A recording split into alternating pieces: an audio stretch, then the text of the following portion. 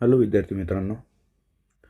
तर माझ्या 10वीचे विद्यार्थी मित्र, तुमचा पेपर आहे 4 मार्चला. ठीक आहे. हिंदीचा पेपर आहे.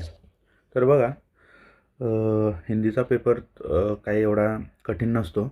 थोडंसं ग्रामर आणि जर उपयोजित लेखन व्यवस्थित केलं तर तुमचा पेपर चांगला जाईल. बाकी बघा, याच्यात क्वेश्चन नंबर 1 जो असतो विभाग 1 गद्य असतो, 20 मार्क्ससाठी असतो. तर वानो प्रश्न पहिला जो असतो हा 8 मार्क्ससाठी असतो. बघा, असा एक उतारा दिलेला असतो, पॅसेज असतो. याच्यावरून तुम्हाला क्वेश्चन सॉल्व करायचे असतात. तर इथे परिच्छेद से प्राप्त ज्ञान सिंह संबंधी जानकारी. तर हा उतारा वाचल्यावर तुम्हाला कळेल की इथं काय लिहायचं आहे. काही एवढं कठीण नसतं. त्यानंतर हा दुसरा क्वेश्चन. ठीक आहे. दुसऱ्या क्वेश्चनमध्ये हे 2 क्वेश्चन दिलेत, हा तिसरा, चौथा. तर प्रत्येकी किती 2-2 मार्क्स आहेत. असे 4 प्रश्न दिलेले आहेत 8 मार्क्ससाठी. त्यानंतर बघा, हे क्वेश्चन पेपर तुम्हाला यासाठी दाखवतो आहे. हा एक सॅम्पल पेपर होऊन जाईल. तुम्हाला सॉल्व करा याला. आणि जर तुम्ही सॉल्व केला याच्यात या व्हिडिओमध्ये आपण 3 क्वेश्चन पेपर अपलोड करत आहोत. तर त्या पेपरची तुम्हाला हेल्प होऊन जाईल जर तुम्ही सॉल्व केले तर. हिंदीचा पेपर एवढा कठीण जाणार नाही तुम्हाला. तर इथं व्यवस्थित सॉल्व करा. बाकी तुम्हाला आन्सर शीट पाहिजे असेल तर चॅनलला सबस्क्राईब करा आणि कमेंट करून सांगा आन्सर शीट. तुम्हाला आन्सर शीट पाठवण्यात येईल. तर बघा बांधव, त्यानंतर प्रश्न पहिलाचा आ असतो. ठीक आहे. तो पण 8 मार्क्ससाठी असतो. असाच एक पॅसेज दिलेला आहे, आधी दिलेला होता तसा. त्याच्यात प्रश्न क्रमांक 1, 2, 3 आणि 4 प्रश्न दिलेले असतात आणि त्याच्यावर तुम्हाला 8 गुण आहेत. तर कृती जी आहे, आकृती पूर्ण कीजिए. तर आकृती जी जशी असेल ना ती त्याच प्रकारे लिहायची आहे. जर बसत नसेल तर हे जे आहे ना हे 3-4 लाईनीत बसवा आणि त्यानंतर मग त्याच्या आजूबाजूला असे बॉक्स बनवा आणि मग तिथे उत्तरं लिहा. इथे उत्तरं सांगत नाही मी, कारण की आहेत, तुम्ही स्वतः सॉल्व करा. आणि तुम्हाला जर वाटत असेल तर मी तुम्हाला असंही पाठवणारच आहे उत्तरं. तर बघा, प्रश्न क्रमांक 1 त्याच्यातला ई, तर तो 4 मार्क्ससाठी आहे. ठीक आहे. तर पूर्ण विभाग 1 जो आहे तो 20 मार्क्ससाठी आहे. पहिले 2 प्रश्न आणि 8 मार्क्ससाठी, ते 16 झाले. आणि हा 4 मार्क्ससाठी. तर याच्यात 2 क्वेश्चन असतात. ठीक आहे. असे 2 क्वेश्चन असतात, दोघं 2-2 मार्क्ससाठी असतात. त्यानंतर विभाग 2 पद्य असतो 12 मार्क्ससाठी. तर त्याच्यात ही एक तुम्हाला पोएम दिलेली, कविता. त्या कवितेच्या आधारे तुम्हाला इथं क्वेश्चन दिलेले आहेत. किती 6 मार्क्ससाठी आहे. तर हा एक प्रश्न, दुसरा आणि तिसरा, असे 3 क्वेश्चन आहेत. तिघं क्वेश्चन 2-2 मार्क्ससाठी आहे. त्यानंतर आपल्या चॅनलवर मित्रांनो की हिंदीचा पेपर कसा लिहायला पाहिजे तो व्हिडिओ आपण अपलोड करणार आहोत. तर तो पण नक्कीच बघा. तर बघा, नंतर आहे प्रश्न दुसरा त्याच्यातला आ, तो तुम्हाला 6 मार्क्ससाठी आहे. त्याच्यात पण एक कविता दिलेली आहे. त्यानंतर त्याच्यात 3 क्वेश्चन दिलेले आहेत, तर ते 6 मार्क्ससाठी आहेत. नंतर विभाग 3 असतो पूरक पठण, जो 8 मार्क्ससाठी असतो. पहिला असतो 4 मार्क्ससाठी तिसरा मधला तर त्याच्यात ही ॲक्टिव्हिटी दिलेली आहे, तर ही अशीच कंप्लीट करा. बॉक्स वगैरे व्यवस्थित ड्रॉ करा. त्यानंतर प्रश्न दुसरा आणि 2-2 मार्क्ससाठी झालं ते. नंतर प्रश्न तिसरा आ असतो, तो पण 4 मार्क्ससाठी आहे. याच्यात पण 2 क्वेश्चन विचारले जातात. त्यानंतर मग इथून चालू होतो विभाग 4 भाषा अध्ययन, व्याकरण असतो.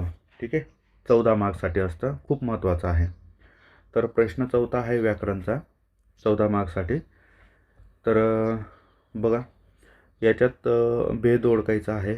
प्रश्न दुसरा जो आहे त्याच्यात वाक्य में प्रयोग कीजिए, हे 2 दिलेले आहेत. त्याच्यापैकी एक कोणताही वाक्यात उपयोग करायचा आहे. इथं कृती पूर्ण कीजिए, तर 2 में से एक कोई भी. तर याच्यात दोघांमधून एकच करायचं आहे. इथे पण एकच करायचं आहे. ठीक आहे. त्यानंतर प्रश्न 5वा आहे. इथे पण कोणतं पण एकच तुम्हाला सॉल्व करायचं आहे. 6मध्ये एकच मुहावरा जो आहे त्याचा अर्थ लिहायचा आहे. किंवा मग हे दोघं करण्यापेक्षा हे एक केलेलं चालेल. त्यानंतर प्रश्न 7वा, 8वा, 9वा, 10वा, 8पर्यंत 1-1 मार्क्ससाठी असता. 9वा क्वेश्चन 2 मार्क्सला, 10 2 मार्क्स आणि 11 2 मार्क्ससाठी असतो. त्यानंतर इथून चालू होतं उपयोजित लेखन. ठीक आहे. विभाग 5 जो 26 मार्क्ससाठी असतो, खूप महत्त्वाचा आहे. तर पहिल्या प्रश्न 5व्यामध्ये दिलेलं असतं मध्ये पत्रलेखन. ठीक आहे, पत्रलेखन. त्यानंतर 2मध्ये आहे गद्य आकलन. तर हे झालं. प्रश्न 5वा मध्ये वृत्तांत लेखन लिहायचं आहे किंवा मग कहाणी लेखन. 5-5 मार्क्ससाठी आहे. त्यानंतर दुसरा आहे त्याच्यातला जे विज्ञापन लेखन आहे, लेखन 5 मार्क्ससाठी. आणि प्रश्न 5वा आहे निबंध लेखन. ठीक आहे, तर हे निबंधाचे काही इथे दिलेले आहेत तुम्हाला 3 टॉपिक. पुढच्या क्वेश्चन पेपरमध्ये 3 भेटून जातील, त्याच्या पुढच्या क्वेश्चन पेपरमध्ये 3 मिळतील. तर अशी ती जर प्रॅक्टिस केली तुम्ही तर तिथं कोणताही निबंध आला तरी तुम्ही लिहू शकता. तर बघा, प्रॅक्टिस करा मित्रांनो. प्रॅक्टिस केली व्यवस्थित 3 तास बसा. 3 तास बसल्यावर प्रॉपर जी क्वेश्चन पेपर आहे ती सॉल्व करून बघा की तुमचं 3 तासात तुमचं नियोजन होतं आहे की नाही होतं आहे, या प्रकारे. ठीक आहे, त्यानंतर हा दुसरा क्वेश्चन पेपर आहे. ठीक आहे, तर बघा मी दाखवून देतो तुम्हाला. सॉल्व करा. चांगली प्रॅक्टिस झाल्यावर पेपर चांगला जाईल तुमचा. आन्सर शीट पाहिजे असतील तर चॅनलला सबस्क्राईब करा आणि कमेंटमध्ये आन्सर शीट म्हणून कमेंट करा. तर आन्सर शीटची लिंक तुम्हाला पाठवण्यात येईल.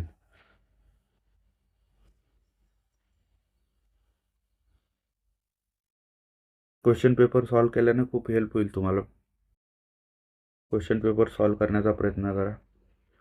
तुम्ही नुसतं बघून बघून 3 तास क्वेश्चन पेपर आन्सर शीट जरी लिहून घेतली ना तरी तुम्हाला ती हेल्प होईल की पेपर प्रेझेंटेशन कसं असायला पाहिजे. तुमचा जर पेपरचा अभ्यास झालेला असेल तर ॲटलिस्ट प्रेझेंटेशनवर तरी लक्ष द्या. कारण की 10वीचे मार्क्स खूप म्हणजे लँग्वेज पेपर जे असतात मराठी, हिंदी आणि इंग्लिश, तर प्रेझेंटेशनला चांगले मार्क्स असतात. प्रेझेंटेशन असायला पाहिजे चांगलं.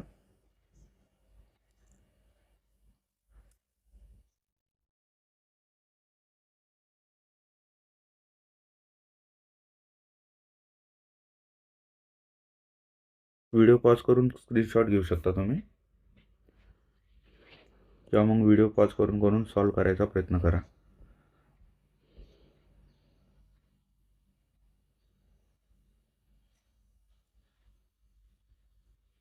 आन्सर इथं डिस्कस करत नाही कारण की आन्सर शीट आहे. तुम्ही जर कमेंट करून सांगितलं चॅनलला सबस्क्राईब करून तर तुम्हाला आन्सर शीट असंही पाठवण्यात येईल. त्याच्यात सर्व आन्सर आहेतच.